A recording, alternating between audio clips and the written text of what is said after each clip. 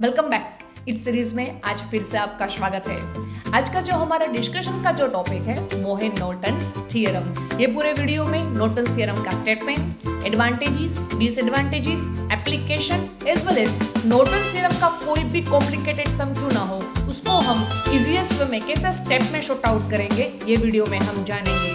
अगर आप throughout series follow कर रहे हैं, अगर कोई भी टॉपिक में और इसके रिलेटेड भी कोई भी टॉपिक में आपको doubt, confusion, don't forget to do comment below. I will try my best to help you in the best possible way.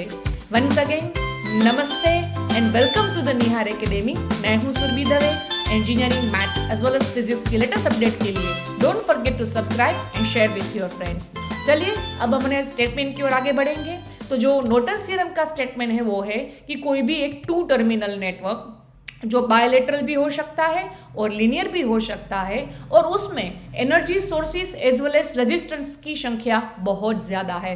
Means कोई भी एक बड़ा पावर सिस्टम का नेटवर्क भी आप ले सकते हो और कोई भी एक कम्युनिकेशन का भी बड़ा नेटवर्क ले सकते हो कि जिसमें energy sources means current source और वोल्टेज सोर्स के नंबर्स बहुत ज़्यादा है, एज वेल एज रेजिस्टेंस भी बहुत पूरे सर्किट में फैला हुआ है। तो अब उसको सिंप्लीफाई करने के लिए हम जितने भी एनर्जी सोर्सेज है उसको कन्वर्जन करके एक करंट सोर्स तक ले आएंगे, उसको इक्विवेलेंट फाइंड करते जाएंगे, कन्वर्ट करते जाएंगे, इक्विवेलेंट फाइंड करते जाएंगे। आते आते हम एक ही करंट सोर्स तक पहुंचेंगे। इतनी हद तक हम पूरे नेटवर्क को शॉर्ट आउट करेंगे और जो रेजिस्टेंसेस है उसको भी इक्विवेलेंट फाइंड करते करते हम एक वैल्यू तक ले आएंगे जिसको हम Rn से रिप्रेजेंट करेंगे। तो ये स्टेटमेंट का कहने का मीनिंग है कि कोई भी टू टर्मिनल नेटवर्क जिसमें एनर्जी सोर्सेस और रेजिस्टेंसेस है बहुत ज्यादा है तो हम उसको एक सिंपल इक्विवेलेंट नेटवर्क कि जिसमें एक करंट सोर्स है, पूरे एनर्जी सोर्सेज को इक्विवेलेंट हम करंट सोर्स से रिप्रेजेंट करेंगे और पूरे सर्किट का जो रेजिस्टेंस है उसको हम Rn से रिप्रेजेंट करेंगे इक्विवेलेंट फाइंड करके, उसको हम करंट सोर्स की पैरेलल में रखेंगे। ये नॉर्टन्स थ्योरम का कहना है। और वन मोर थिंग जो याद रखनी है कि जब हम कैलकुलेशन करेंगे तब लोड को सर्किट में से निकालेंगे, मीन्स रिमूव कर देंगे। फिर पूरा नेटवर्क सिंप्लीफाई होने के बाद फिर हम लोड को जोड़ के और जो उसमें से पास होता हुआ करंट और उसके अक्रॉस का वोल्टेज हम फाइंड करेंगे। तो यहाँ पे जो IAC है वो है नॉर्टन्स इक्विवेलेंट और short circuit current through terminal, और जो Rn है वो है इक्विवेलेंट रेजिस्टेंस अक्रॉस टर्मिनल। अब यह पे एक चीज और आपको नोटिस करनी है कि ये जो नॉर्टन्स थ्योरम है वो थेवेनिन्स का ही अल्टरनेट एक ऑप्शन है। थेवेनिन्स थ्योरम में क्या था कि पूरा नेटवर्क का जो सोर्सेस थे उसको हमने एक वोल्टेज सोर्स से रिप्रेजेंट किया था, यहाँ पे हमने करंट सोर्स से रिप्रेजेंट किया। थेवेनिन्स में जो इक्विवेलेंट पूरा सर्किट का रेजिस्टेंस मिलता था उसको हम वोल्टेज सोर्स को सीरीज में लगाते थे, यहाँ पे हमने पैरेलल में लगाया है। This is what the difference between this two. चलिए अब एडवांटेजेस की ओर आगे बढ़ते हैं। तो एडवांटेजेस के बारे में बात करें तो इसका यूज कोई भी बड़ा कॉम्प्लेक्स नेटवर्क है उसको हम सिंप्लीफाई करके शॉर्ट आउट करना है तो उसके लिए बेस्ट ऑप्शन है। सेकंड है ये जो पूरा थ्योरम है वो AC और DC ये एज वेल एज थेवेनिन्स दोनों के लिए एप्लीकेबल है और जो लोड वेरिएबल बाय नेचर है उसके लिए बेस्ट सूटेड है। मीन्स जो लोड की वैल्यू बदलती रहती है तो हमारे पास सिंप्लीफाइड नेटवर्क तो है ही, करंट सोर्स और उसके पैरेलल में इक्विवेलेंट रेजिस्टेंस। अब जिस टाइम पे जो लोड की वैल्यू है उसको वहां पे लगा के हम आसानी से कैलकुलेट कर सकते हैं, ये इसका सबसे बड़ा प्लस पॉइंट है।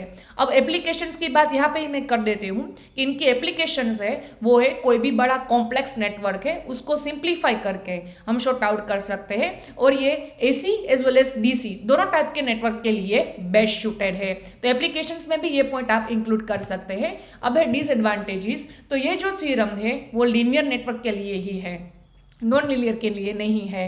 अगर सर्किट में डिपेंडेंट सोर्सेस आ जाते हैं तो कैलकुलेशन थोड़ी कॉम्प्लिकेटेड हो जाती है और पावर डिसिपेशन हम इस थ्योरम के द्वारा जो फाइंड करेंगे उसकी वैल्यू रियल वैल्यू से थोड़ी अलग आती है। ये इनका डिसएडवांटेजेस है। चलिए अब स्टेप्स की ओर आगे बढ़ते हैं कि हमें कोई भी नेटवर्क नॉर्टन्स थ्योरम का दिया गया हो तो उसको इजीएस्ट वे में हम कैसे शॉर्ट आउट करेंगे। तो सबसे पहला स्टेप है हमें जो गिवन डेटा दिया है उसको स्टेप 1 बोल दो और उसमें से ये फाइंड करो कि आपको किस में से या तो किसके अक्रॉस का वोल्टेज आपको फाइंड करना है। सपोज यहाँ पे मैंने केस लिया है, यहाँ पे मुझे रेजिस्टेंस R में से पास होता हुआ करंट फाइंड करना है। तो मुझे ये सबसे पहला नेक्स्ट स्टेप क्या फॉलो करना पड़ेगा कि जिसमें से पास होता हुआ करंट या तो जिसके अक्रॉस का वोल्टेज मुझे फाइंड करना है उसको सर्किट में से रिमूव कर दो। तो मैंने पहले ये किया। अब नेक्स्ट स्टेप जो मुझे करना है ये नॉर्टन्स थ्योरम है, इसलिए जहां से मैंने वो रेजिस्टेंस को रिमूव किया वहां पे मुझे शॉर्ट लिंक लगानी है, राइट। अब यहाँ पे आप एक चीज दे सकते हैं कि ये लिंक है वो R2 की पैरेलल में है। अब मुझे करंट फाइंड करना है, तो हमें ये पता है कि करंट का नेचर है कि वो जो लीस्ट रेजिस्टेंस जहाँ पे उसको कम रेजिस्टेंस मिलता है वो पाथ वो फॉलो करेगा। तो यहाँ पे R2 भी है और लिंक भी है, तो ऑफकोर्स लिंक का रेजिस्टेंस R2 की कंपैरिजन में कम होगा, तो R2 है वो सर्किट में से निकल जाएगा।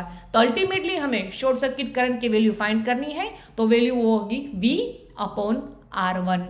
चलिए नेक्स्ट स्टेप की ओर। अब हम फाइंड करेंगे इक्विवेलेंट रेजिस्टेंस। इक्विवेलेंट रेजिस्टेंस के लिए सबसे पहले पूरे नेटवर्क में जितने भी वोल्टेज सोर्स है उसको शॉर्ट करना पड़ेगा और जितने भी करंट सोर्स है उसको हम ओपन कर देंगे।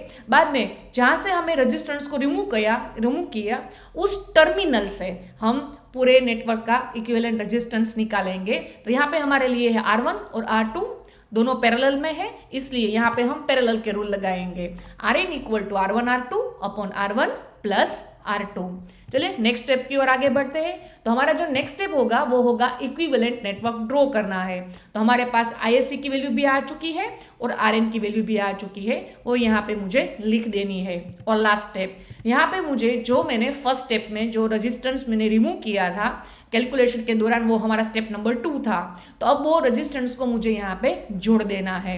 अब मुझे ये रेजिस्टेंस में से पास होता हुआ करंट फाइंड करना है, तो मुझे करंट सोर्स IAC है उसका थोड़ा पोर्शन Rn में से जाएगा, थोड़ा पोर्शन R में से जाएगा। इट मीन्स यहाँ पे करंट डिवीजन रूल लागू होगा। तो करंट डिवीजन रूल कैसे काम करता है कि सबसे पहले आपकी करंट सोर्स की वैल्यू उसके मल्टीप्लिकेशन में जो रेजिस्टेंस में से पास होता हुआ करंट फाइंड करना है उनसे ऑपोजिट लेना है। तो यहाँ पे मुझे R से पास होता हुआ करंट फाइंड करना है, तो यहाँ पे मुझे Rn न्यूमरेटर में लिखना है, ISC इंटू Rn और अपॉन में पूरी सर्किट का टोटल रेजिस्टेंस जो है Rn प्लस R।